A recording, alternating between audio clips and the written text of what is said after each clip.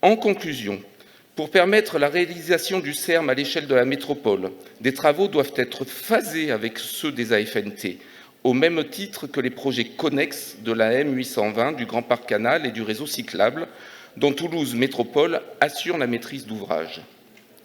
Ces travaux sont en particulier la gare de l'Espinasse et le saut de mouton de la route de Launaguet, qui permettra en particulier la diamétralisation nord-sud-ouest. Ce saut de mouton est initialement prévu dans la DUP. C'est référé à la page 173 de la pièce F, étude d'impact. Ne pas le réaliser, c'est prendre le risque de fragiliser cette DUP. Nous proposons donc des amendements à cette délibération, amendements qui vont dans ce sens. Je vous remercie.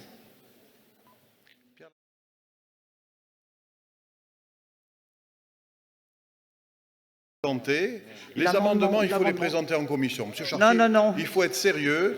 Les Non, amendements, non. vous m'avez amené les amendements il y a un quart d'heure. Celui qui a rapporté la délibération, Monsieur Bolzan, n'est pas au courant des amendements. Donc on ne travaille pas comme ça. Sur un sujet aussi important que celui-là, tout ça, c'est du travail de commission. Donc moi, je fais voter maintenant la délibération proposée. J'estime qu'on a beaucoup parlé. J'ai été vraiment très respectueux des expressions des uns et des autres. En plus, on en a parlé combien de fois de ce sujet déjà. Donc je fais voter. Qui ne participe pas? Qui s'abstient? Interruption de séance. Qui vote contre?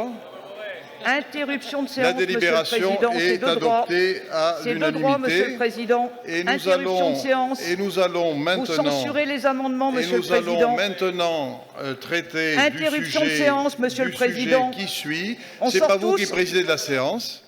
Donc, nous allons traiter le sujet qui suit. Et donc, je vous propose maintenant de traiter la délibération numéro 2, ainsi que la numéro 3, puisqu'il n'y a pas de remarque particulière d'après le tableau qu'on m'a donné. Donc sur la 2 et la 3, qui ne participent pas, qui s'abstient, qui vote contre, c'est adopté.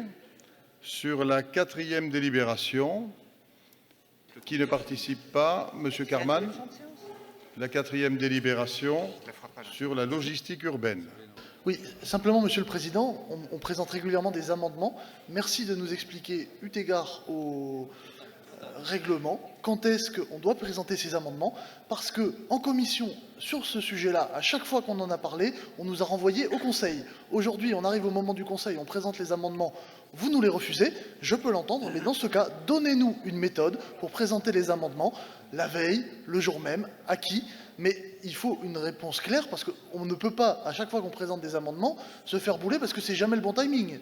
Donc, soit on l'écrit S'agissant des amendements, il y a un travail en cours sur le règlement intérieur, donc ce travail doit donner des réponses, mais vous comprenez bien qu'on ne peut pas prendre en compte des amendements qui n'ont pas été présentés en commission, que l'on me donne, moi, il y a un quart d'heure, et dont le rapporteur du dossier n'est pas au courant. Voilà, c'est tout. C'est du bon sens, et je ne sais pas dans quelle assemblée ce type de pratique aurait cours. Je ne connais pas un conseil municipal. C'est la loi et c'est de droit, Monsieur le Président. Donc, je mets aux voix la 4e délibération. Qui ne participe pas? Qui s'abstient? Qui vote contre? Elle est adoptée à l'unanimité.